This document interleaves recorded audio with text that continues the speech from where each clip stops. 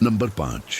कल रात एक दोस्त मुझे जल्दी जल्दी घर से बाहर ले गया ताकि हम एक लोकल बार में म्यूजिक नाइट की ओपनिंग एक्ट देख सकें। कुछ ड्रिंक्स के बाद मुझे एहसास हुआ कि मेरा फोन मेरी जेब में नहीं है। मैंने हमारी टेबल, बार और बाथरूम सब जगह देखा, लेकिन फोन नहीं मिला। फिर मैंने दोस्त के फोन से अपने नंबर पर कॉल किया। 2 बार रिंग हुई, किसी ने उठाया। एक धीमी डरावनी हंसी सुनाई दी और कॉल कट गया। उसके बाद किसी ने दोबारा फोन नहीं उठाया। आखिरकार मैंने हार मान ली और घर चला गया। घर पहुंचकर देखा तो मेरा फोन मेरे बेड साइड टेबल पर ही रखा था, बिल्कुल वहीं जहां मैंने छोड़ा था। नंबर 4। जब मैं बच्चा था तो स्कूल बस मुझे सबसे आखिर में लेने आती थी। एक दिन मैं अकेला बस का इंतजार कर रहा था, तभी एक खाली बस आकर रुकी। ड्राइवर मुस्कुराया और बोला, आ जाओ। मुझे अजीब सा लगा। मैंने पूछा, बाकी बच्चे कहाँ हैं? उसने कहा, उन्हें लेने जा रहे हैं, तुम बस चढ़ जाओ। वो बार बार जोर देने लगा, लेकिन मैंने मना कर दिया। आखिर वो चला गया। कुछ मिनट बाद असली स्कूल बस आई और मैं स्कूल चला गया। उस रात जब मैंने अपने माता पिता को बताया तो वे बहुत घबरा गए और तुरंत कई फोन कॉल करने लगे। नंबर 3। कुछ साल पहले मैंने अपने दोस्त का एक अपार्टमेंट किराए पर लिया।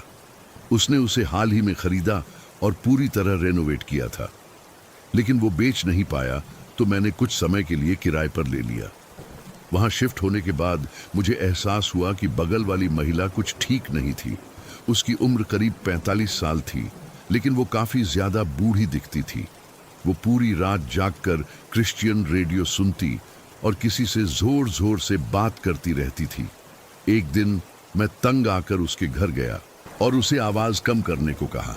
दरवाजा खुलते ही मैंने देखा दीवारों पर अलग अलग रंगों में क्रॉस बने थे और जीसस, एंजल्स जैसे शब्द हर जगह लिखे थे।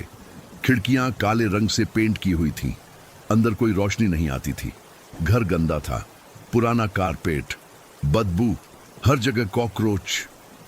मैंने उससे कहा, आवाज कम करे, लेकिन उसने दरवाजा बंद कर दिया और रेडियो और तेज कर दिया।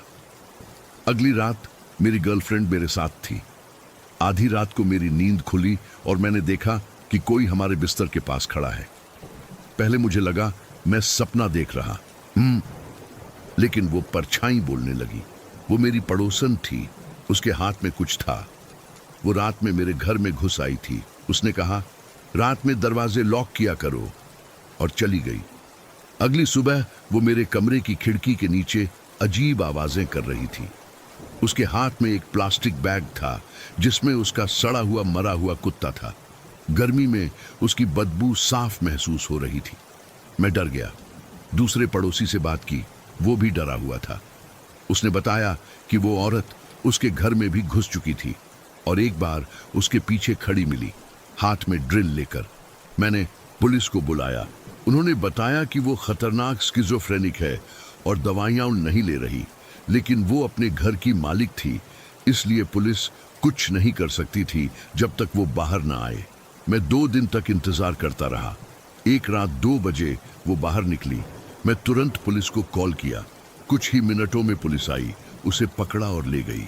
उसके बाद वो कभी वापस नहीं आई, लेकिन आज भी मुझे उसके डरावने सपने आते हैं। नंबर 2। मैं नाइट शिफ्ट खत्म होने से 15 मिनट दूर था, तभी ऑफिस की खिड़की पर जोरदार आवाज आई। किसी ने बड़ा पत्थर फेंककर शीशा तोड़ दिया था। ये और भी अजीब था क्योंकि मैं इंडस्ट्रियल एरिया में था और रात के 11:30 बजे थे। मैंने सिक्योरिटी को बताया और घर निकल गया।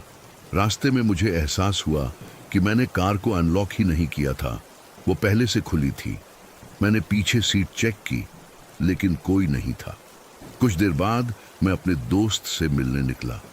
रास्ते में एक आदमी बाइक पर मेरे पास से गुजरा और अजीब सी मुस्कान दी। तभी मुझे एहसास हुआ वो मेरी माँ की साइकिल चला रहा था। मैं तुरंत घर भागा और देखा कि साइकिल सच में गायब थी और मेरी कार का पिछला दरवाजा खुला हुआ था। नंबर 1। मैं एक कैंप ग्राउंड में रात की शिफ्ट में काम करता था, रात 12 से सुबह 8 बजे तक। वहां एक पब्लिक फोन था जो हर रात ठीक 4:17 पर एक बार बजता था। एक रात मैंने हिम्मत करके फोन उठाया। लेकिन दूसरी तरफ सिर्फ सन्नाटा था। कई दिनों बाद फिर से कोशिश की।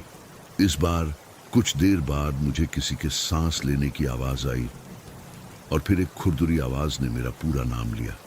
मैं डर गया और फोन रख दिया। बाद में जब मैंने नंबर चेक किया, वो कॉल कैलिफोर्निया से आई थी और मैं इंडियाना में रहता